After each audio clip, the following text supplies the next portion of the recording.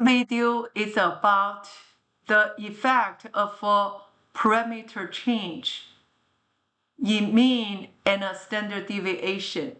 Let's look at this diagram.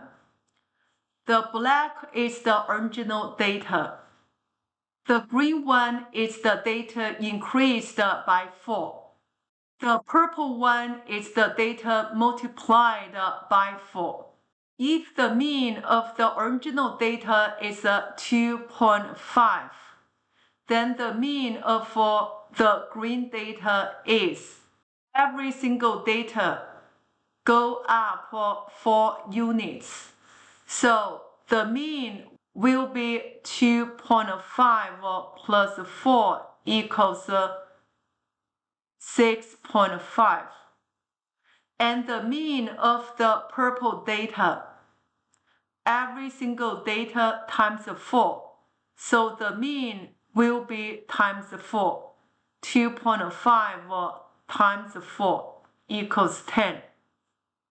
If the standard deviation of the original data is 1.3, standard deviation of the green data is, we do know standard deviation is about how the data spread or how far each data from the mean. You could say the green one, the distance from mean is exactly same as this black one. So the standard deviation of the green data didn't change, still 1.3. Standard deviation of purple data. You could say for the purple data, spread further compared to the original black data, which means the standard deviation will be changed by 4 times the original data. 1.3 times 4 equals 5.2. Black is the original data. The orange one is the data decreased by 4. The red one is the data divided by 4. The orange one, you could see every single data go down 4 units, but pattern didn't change. For this red one, squeezed, which means the standard deviation reduced because the distance from the mean getting smaller. If the mean of the original data is 2.5, the mean of the orange data is 2.5 minus 4 equals negative 1.5. The mean of the red data will be 2.5 divided by 4 equals 0.625. If the standard deviation of the original data is 1.3, standard deviation of the orange data is 1.3. You could say the pattern of the data didn't change. And the standard deviation of the red data is 1.3 divided by 4 equals 0.325. Conclusion. Assume a set of data has mean mu, standard deviation sigma, and a variance sigma squared. Each data increased by c, then the new mean will be mu plus c. Each data reduced by c, mu minus c, multiplied by c, mu times c. Each data divided by c, mu divided by c. Let's go to this standard deviation.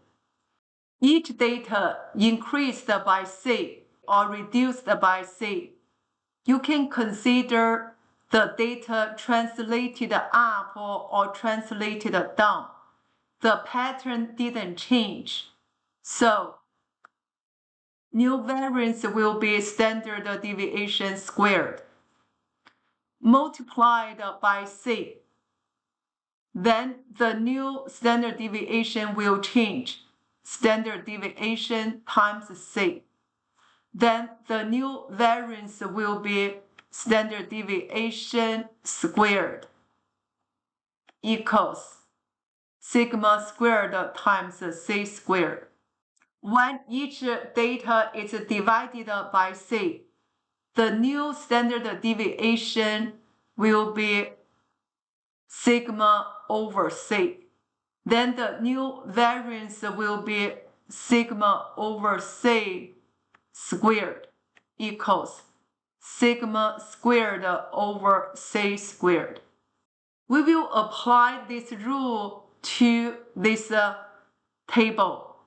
Consider a set of data with a mean x bar equals 10, standard deviation sigma equals 8. Each data increased by 5.